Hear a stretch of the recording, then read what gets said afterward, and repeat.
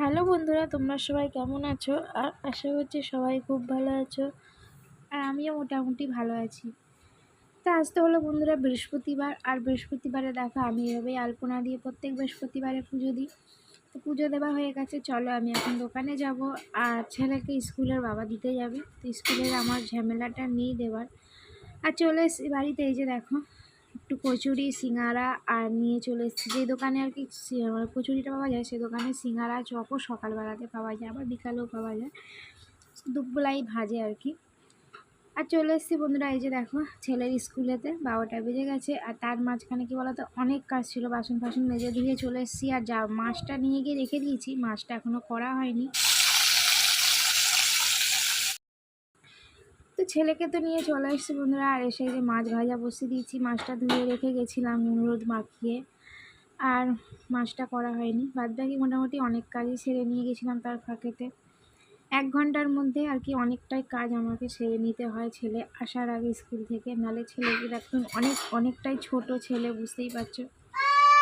ছেলেকে নিয়ে কাজ করা ভীষণ অসুবিধা হয়। কল খুলছে, জল খুলছে, এই করছে ওই করছে, রান্নাঘরে মানে কিছু না কিছু করতেই থাকে। তো নিয়ে কাজ করাটা ভীষণ অসুবিধা হয়। এই হয়েছে।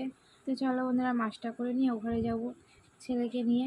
আর খেলনা দিয়ে একটু বসিয়ে দিয়ে ভাবছি এদিকে খাবারগুলো গুছিয়ে নেবো, দুপুরের খাওয়া দাওয়াগুলো। আর এই যে এসে আবার জামা ছাড়াতে হলো। আর খাবার দাবার এই যে নিয়ে চলে এসেছি। আলু ভাতে করেছিলাম, ডাল করেছিলাম, মাছের ঝাল হয়েছে, আর একটু বাঁধাকপির তরকারি ছিল, আর একটু পেঁয়াজ কেটেছিলাম। এই হয়েছে দুপুরে খাওয়া দাওয়া বন্ধুরা। আর খাওয়া দাওয়া সেরে কি বলো তো, প্রচুর কাজ, যে কাজের কোনো দাম নেই। কি বলবো, সংসারের কাজের সত্যি কোনো দাম হয় না, আর কোনো মাইনেও হয় না, কোনো টাকাও হয় না।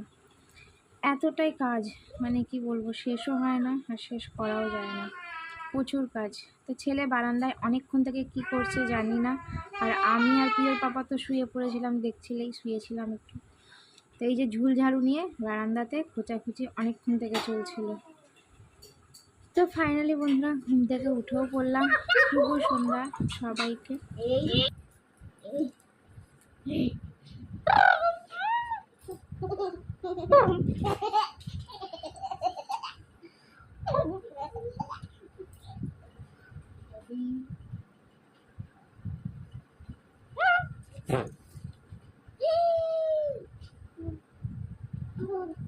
ইজি করছে, পচা বাবা, এটা পচা বাবা বলে না।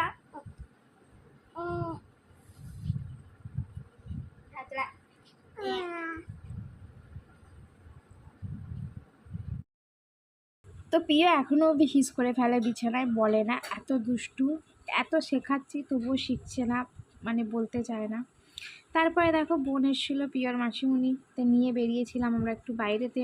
তো বিয়ে আছে সামনেই, বললাম মাসির ছেলের বিয়ে আছে, ছোটো মাসির ছেলের। তো সেইটারই কেনাকাটা টুকটাক আমাদের চলছে, সাজার জিনিসের। আর এইদিকে দেখো দোলের কিন্তু রং পিচকারি সব বসে পড়েছে দোকানেতে। তো মোটামুটি আমাদের কেনাকাটা অনেক কিছু হয়ে গেল। তারপরে দেখলাম মাও আসছিলো কাছ থেকে, মায়ের সাথেও দেখা হয়ে গেছিলো, চলে এসেছি। আর এসে এই যে রান্না করছি, আর একটু আলু কুমড়ো ভাজা করব। আর ছেলেকে ভাবছি একটু পাঁপড়টা ভেজে একটু শান্ত যদি করা যায় আর কি। নাহলে ভীষণ জামা কাপড়, এই জামা পরাচ্ছি, এই জামা ছাড়াচ্ছি, আর আমাকেও তার সাথে ছাড়তে হয়। এত জামা কাপড় ছাড়া আর এত কাচা ধোয়া করতে হয়, মানে কিছু বলার নেই। খালি ওইটাতে জলে হাত দেবে, আর কলগুলো খালি খুলে দিচ্ছে, আর জামা কাপড় প্রচণ্ড জামা কাপড় ভেজায়। এই হয়েছে। তো চলো বন্ধুরা দেখতে থাকো। আর এদিকে দেখো আমি পাঁপড়টা ভেজে আগে ছেলেকে বললাম যেটা ঠান্ডা করে দিই। আর রাতের খাবার দাবার এই করছি। তার একটু রুটি করব, আর চাউমিনও ভাবছি একটু করব। এই যে কুমড়ো আলু কেটে নিয়েছি, ভাজতে বসাবো। আর এই যে চাউমিনের জন্য সব কিছু একটু সিদ্ধ করে নিলাম সবজিগুলো, আর এই যে চাউমিনও রেখে দিয়েছি সিদ্ধ করে।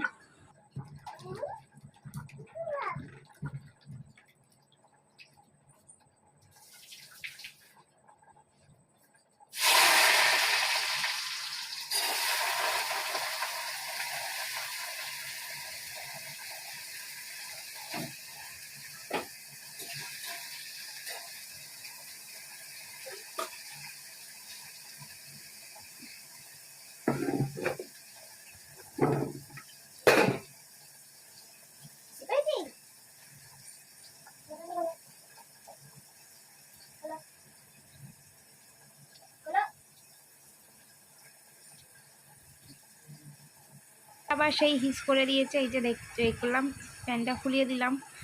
ভীষণ ভীষণ একদম দুষ্টু যাকে বলে, এখনও অবধি বলে না, কথা বলতে এখনও শেখেনি।